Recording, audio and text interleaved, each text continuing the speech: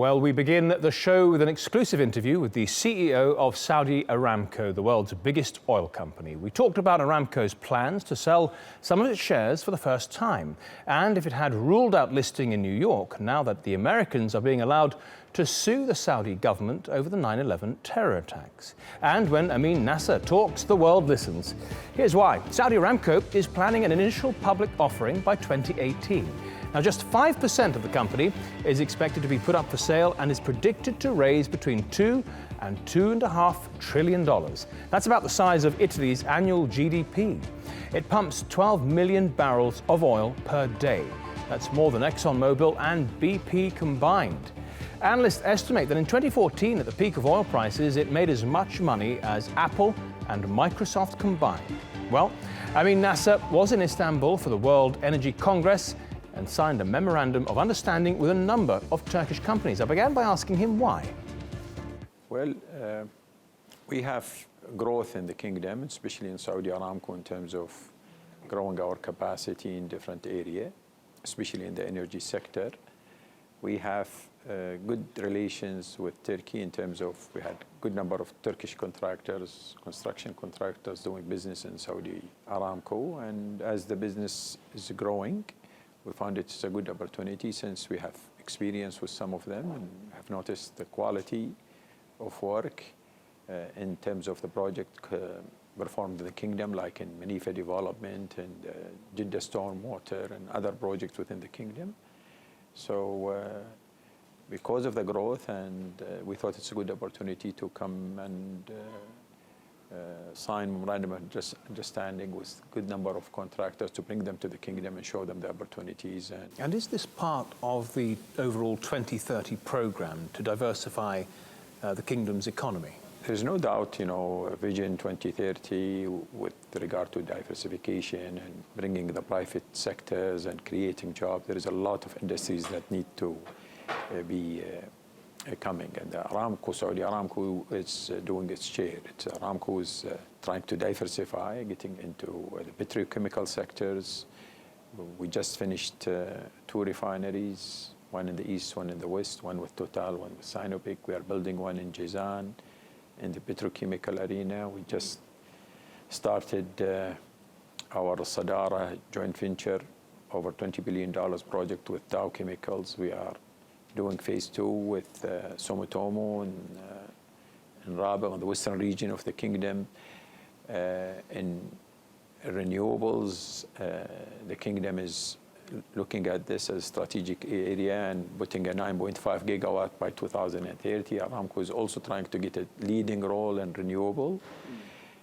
Localization is something part of Vision 2030. It stipulates 75%. What you said earlier is that Saudi Aramco has its part to play in this.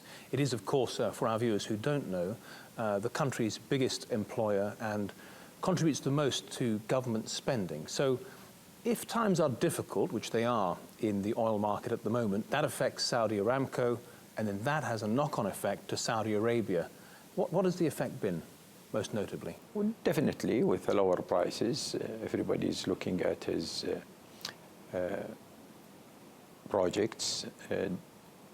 Our view is always we take a long-term view when we evaluate our projects.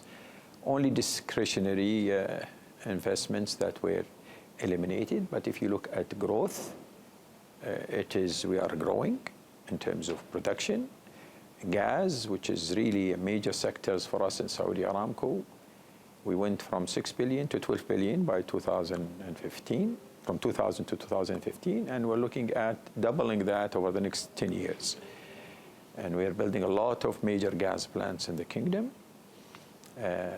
And so our plans, because we are looking at the long-term view, and we have been through these cycles before, and we know how to deal with them. Well, I want to ask you about that. I mean, back in 2014, when prices were at their peak, many analysts estimated that Saudi Aramco had revenues that were equal to Apple and Microsoft combined.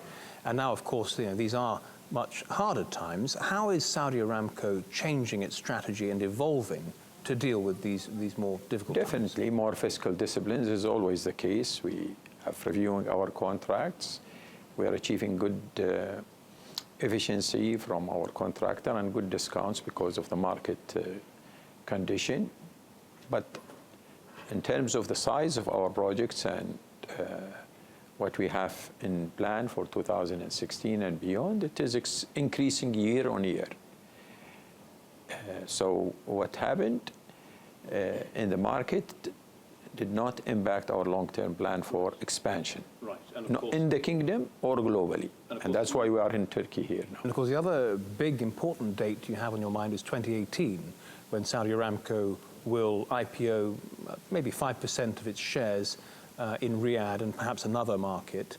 How is that going? Because you've mentioned in the past that there's quite a lot of work to be done before Saudi Aramco is ready for its IPO. We are on track. You have to appreciate the size of Saudi Aramco.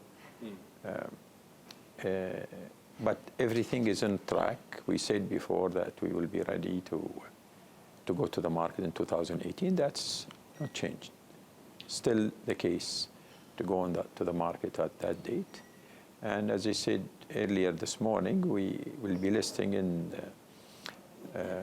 the Saudi market in Tadawul, and we'll be listing in other markets as well. Have you decided which markets yet? I mean, are we looking at... Not yet. We are reviewing all markets. Not. We are looking at all markets. We're looking at New York. We're looking at Hong Kong. We're looking at London. We're looking at Tokyo. We're looking at all. We are in the evaluation part phase now of all.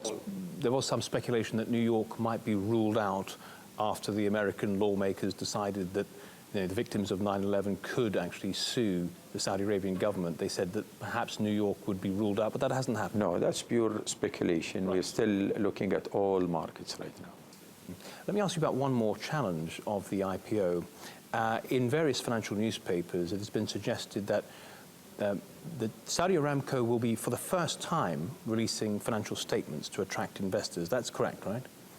Of course. Okay. We will be releasing it when we go public. And will you find that there are any challenges in reaching international accounting standards in the same way as, say, BP or Shell? No, that's quite the opposite. Aramco, in terms of the way we do business, should not be difficult for us to produce our financial statements on a quarterly basis, similar to other listed companies. And the work is ongoing. As I said, 2017, we will start producing them internally within the company on a quarterly basis and avail them to potential investors if deemed required.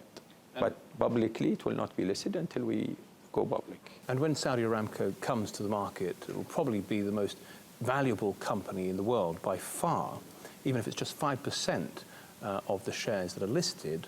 Do you know where those proceeds will be spent to help the kingdom's economy? Most of the proceeds, or all the proceeds, will be going to the public investment funds, which will be one of the biggest sovereign funds in the world.